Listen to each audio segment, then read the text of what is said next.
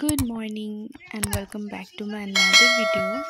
তো আজকে আবারও খুব সকাল সকাল ঘুম থেকে উঠে পড়েছি। তো ভিডিওর টাইটেল আর থাম্বনেল দেখে বুঝিয়ে গিয়েছো যে আজকে আমরা যাচ্ছি ভুটানে। অনেক দিন পর একটা ফ্যামিলি ট্রিপ প্ল্যান করা হয়েছে। তো সবাই মিলে খুব সকাল সকাল উঠে স্নান করে রেডি হয়ে বেরিয়ে পড়ি ভুটানের উদ্দেশ্যে। আমি এর আগেও ভুটানে গিয়েছি, এটা আমার সেকেন্ড টাইম।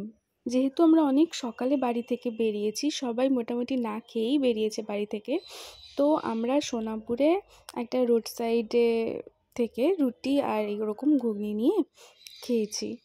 এরপর এখান থেকে আমাদের টিকিটটা কালেক্ট করে এই চিলাপাতা ফরেস্টটা পার করতে হবে, যেটা সোনাপুর থেকে লম্বা একটা রাস্তা হাসিমারায় গিয়ে উঠবে। আর বলে রাখি, এটা একটা ওপেন ফরেস্ট। এখানে প্রায় জন্তু জানোয়ারদের দেখা মেলে।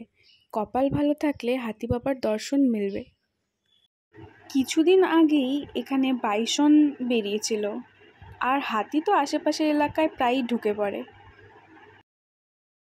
এই তো লম্বা ফরেস্ট পার করে এখানে টিকিট শো করে আমরা ফরেস্ট থেকে এখন বেরিয়ে যাব। তো অনেকটা পথ পার করে আমরা চলে আসি জয়গার কাছাকাছি। আর এইরকম চা বাগানের মাঝখান দিয়ে আমাদের রাস্তা, আর ওই যে দূরে যে পাহাড়টা দেখা যাচ্ছে সেটাই হচ্ছে ভুটান পাহাড়।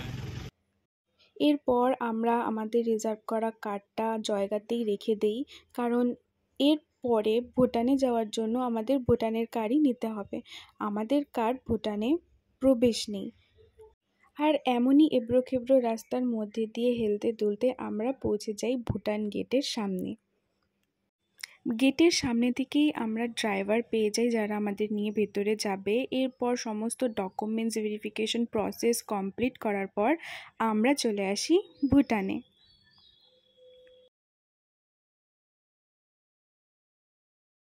আর এই হচ্ছে আমার ফ্যামিলি। এরপর আমরা ভুটান এক্সপ্লোর করার জন্য বেরিয়ে পড়ি, আর এই সুন্দর সুন্দর ভিউগুলো আমরা উপভোগ করতে থাকি। ভুটান খুব সুন্দর একটা দেশ, খুব ডিসিপ্লিন মেনটেন করে ওরা, আর খুব পরিষ্কার পরিচ্ছন্ন রাস্তাঘাট। বর্তমানে ভুটানের জনসংখ্যা 7,96,000। এত কম জনসংখ্যা হওয়ার পরেও তারা দেশটাকে খুব সুন্দর করে মেনটেন করে। আর ড্রাইভার দাদা আমাদের বলছিল সেখানে নাকি ক্রাইম রেকর্ড 0, খুব একটা ক্রাইম সেখানে হয় না বললেই চলে। তো যেতে যেতে ড্রাইভার দাদা আমাকে বলল, ওই যে নদী যে দেখা যাচ্ছে পাহাড়গুলোর মাঝখানে, সেই নদীটাই তোমাদের তিস্তা নদী।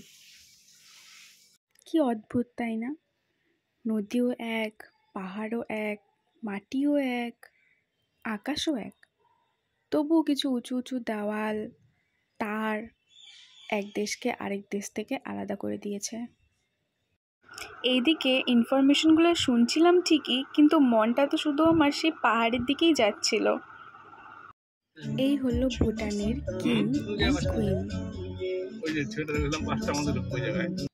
প্রচুর গল্প, আর ড্রাইভার দাদা আমাকে প্রচুর ইনফরমেশন দেয় ভুটান সম্পর্কে।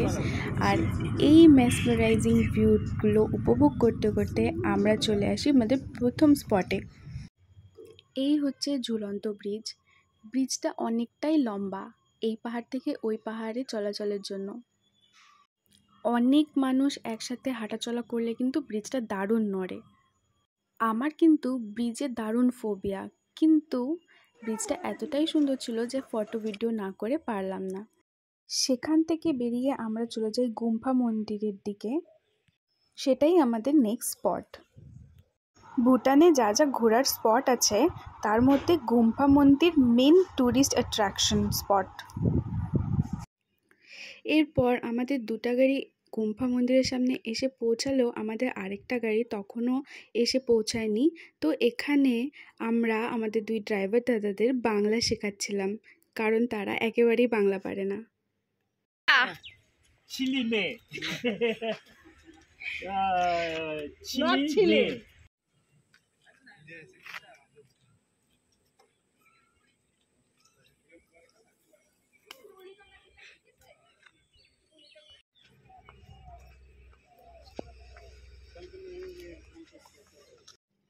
তো এখানে ভাইয়া আমাদের বলছিল যে সামনে যে আর কি মনস্ট্রির মতো দেখা যাচ্ছে সেটা হচ্ছে রাজার গেস্ট হাউস। রাজার যদি কোনো রিলেটিভ আসে তারা এখানেই স্টে করে। এরপর আমরা চলে যাই সোজা ভিউ পয়েন্টে, যেখান থেকে আমাদের ইন্ডিয়া দেখা যায়।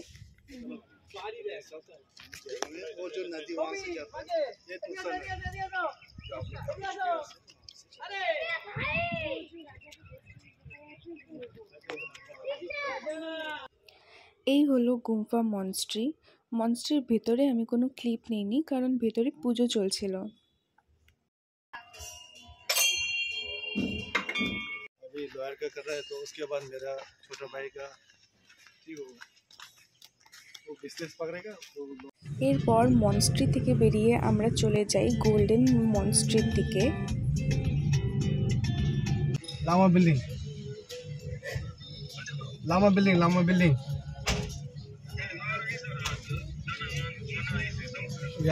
এরপর ড্রাইভার দাদাকে বাই বাই বলে আমরা চলে আসি এই গোল্ডেন টেম্পলে। কিছুক্ষণ সেখানেই বসে একটু রেস্ট নিয়ে মন্দিরটা ঘুরে দেখে তারপর আমরা সোজা চলে যাই তাসের মার্কেটের দিকে।